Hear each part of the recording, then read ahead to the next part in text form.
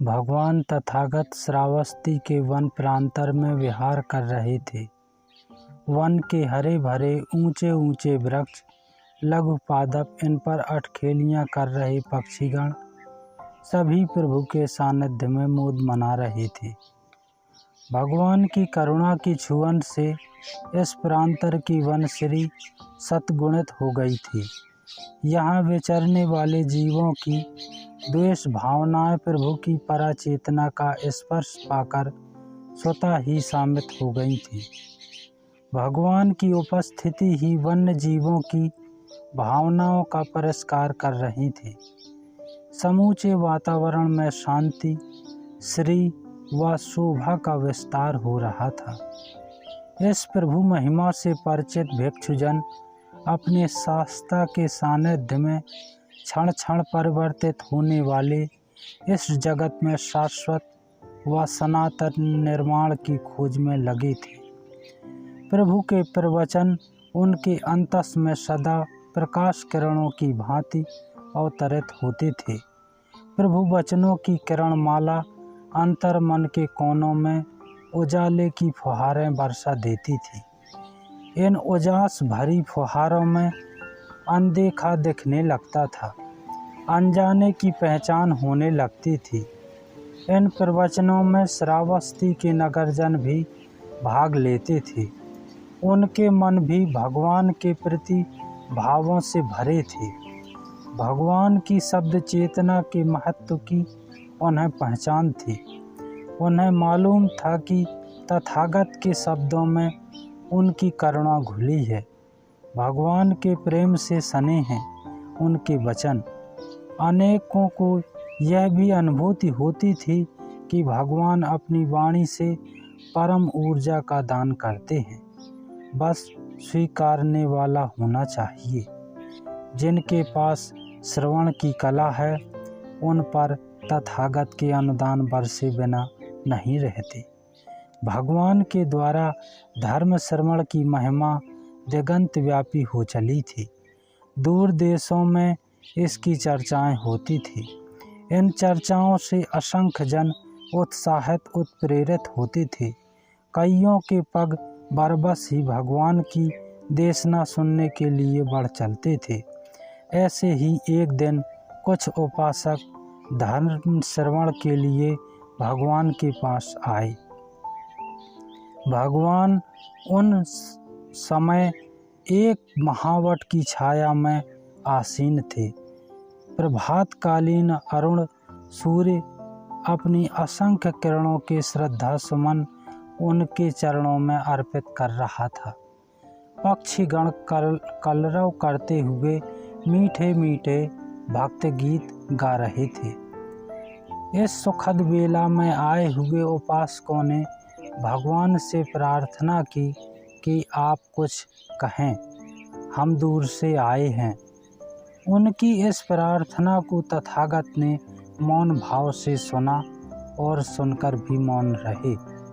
भगवान सम्यक संबुद्ध की इस चुप्पी ने उन्हें थोड़ा निरुत्साहित तो किया, परंतु उन्होंने एक बार फिर से अपनी प्रार्थना दोहराई। भगवान इस बार भी मौन रहे। उन्होंने इस बार भी शब्द उच्चारित नहीं किए। आगंतुकों को प्रभु के इस व्यवहार पर निराशा हुई। उन्हें सूझा ही नहीं कि अब वे उनसे क्या कहें और किस विधि से कहें।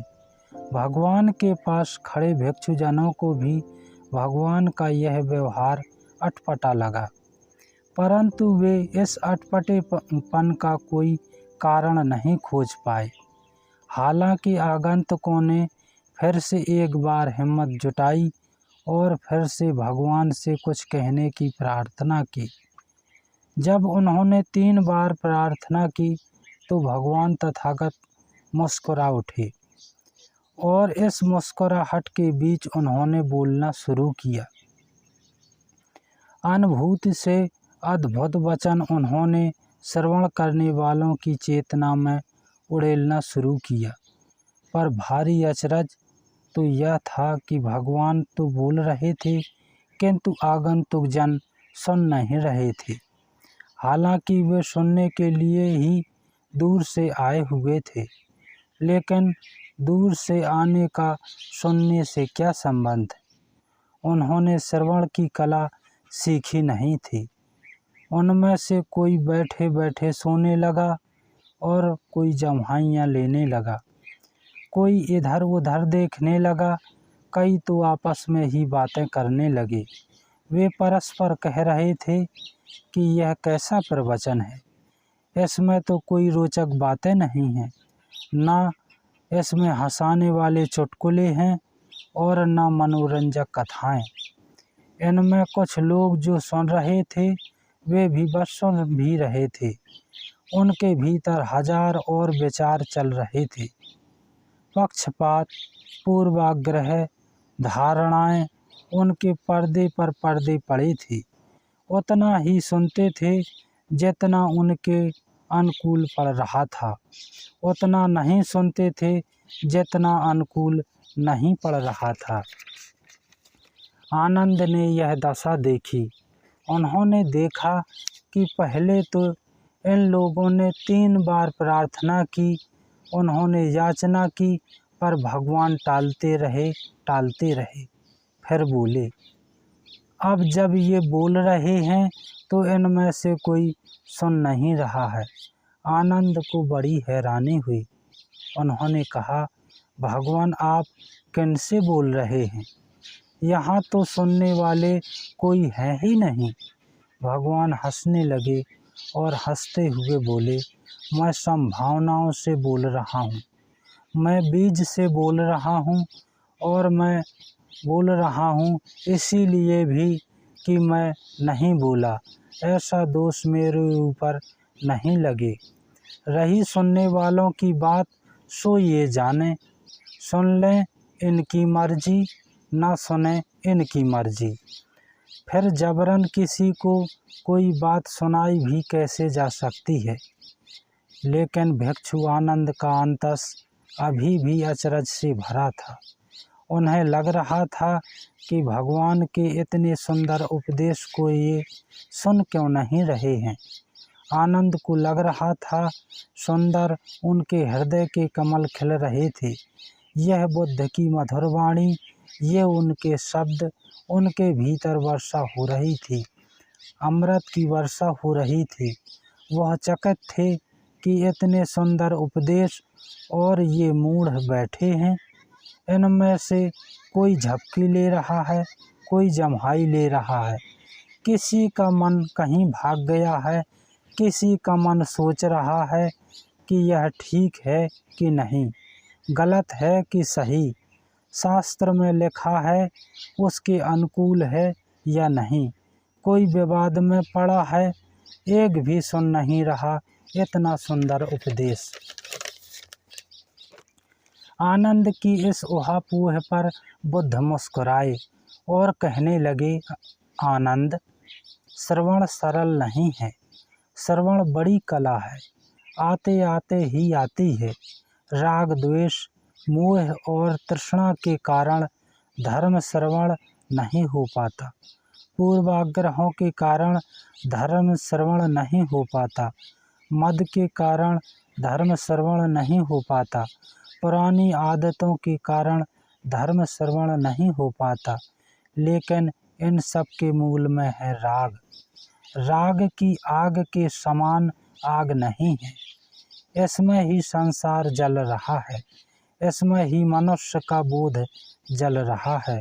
इसी के कारण लोग बहरे हैं, अंधे हैं, लूले हैं, लंगड़े हैं। ऐसा कहते हुए उन्होंने यह दम गाथा कही, नत्थि राग समो अग्नि, नत्थि दोष समो गहो, नत्थि मोह समम जालम, नत्थि तन्हा समा नदी।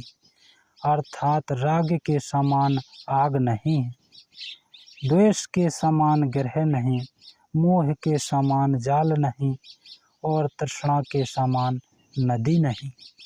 इस धम्म गाथा को कहने के बाद भगवान बोले, आनंद, धर्म श्रवण के लिए राग द्वेष, मोह और तृष्णा को हटाना पड़ता है, फेंकना पड़ता है, अन्यथा कहते को सुना नहीं जाता। और सुने हुए को समझा नहीं जाता और समझे हुए को गुना नहीं जाता। जो श्रवण सीख जाता है वह स्वतः ही मनन को उपलब्ध होता है और मनन करने वाला अपने आप ही ध्यान में डूब जाता है। जो ध्यान में डूब गया समझो कि समाधि अब उससे दूर नहीं।